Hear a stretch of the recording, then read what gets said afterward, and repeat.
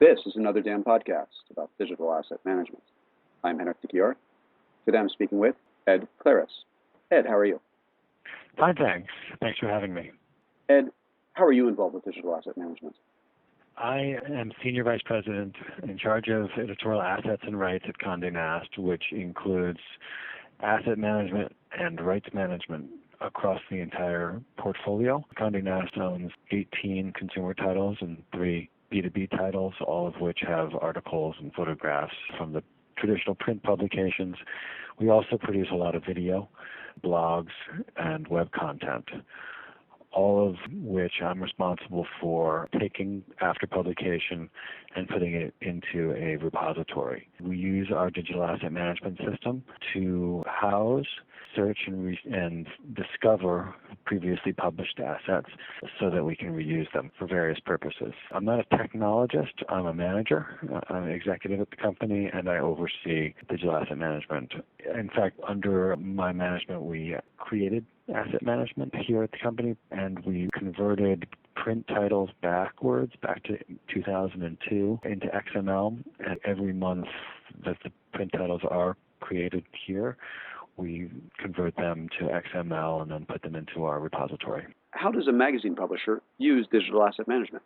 Well, similar to what I just said, we convert all of our content into a structured format. We use a Prism Spec XML format to house all of our previously published content.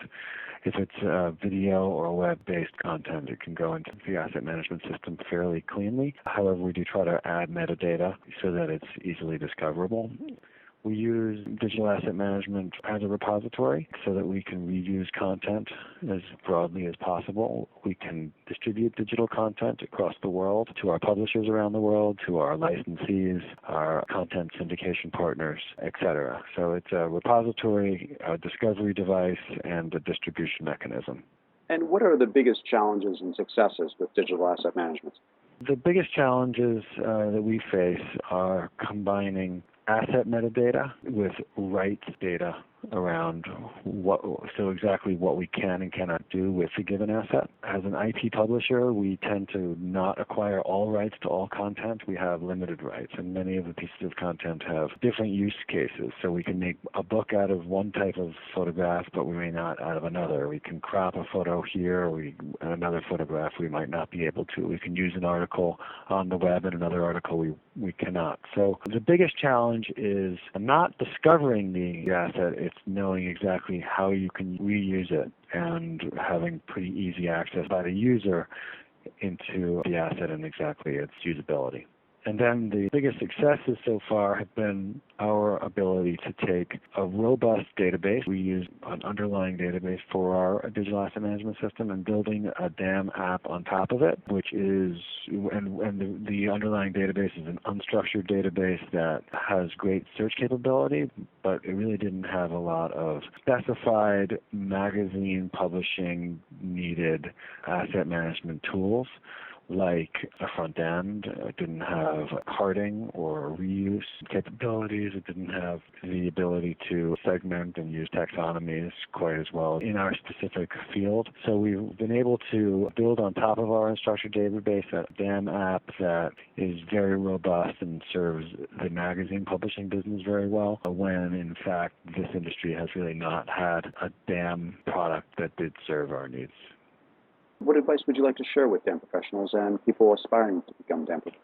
I think that DAM requires a great knowledge around search and discovery. It's an undervalued skill set. And with search and discovery, I mean the ability to create and employ taxonomies, to use segmentation and granularize search in a way that makes your assets findable. So I think that people who are going into the field just need to know how to manage binary assets, but also need to be very familiar with search and discovery. And they need to be able to be technologists. I mean, not necessarily everybody needs to be able to code, but they need to be very familiar with technology around these databases and such, because otherwise they kind of get lost.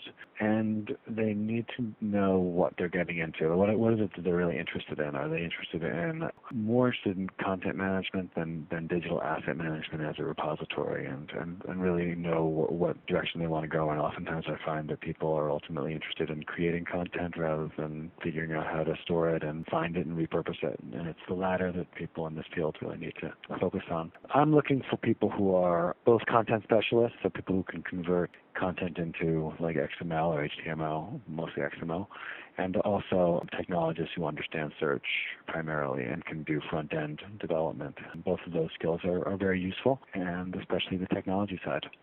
Well, thanks, Ed. You're welcome. It was a pleasure. For more on this and other digital asset management topics, log on to anotherDAMblog.com.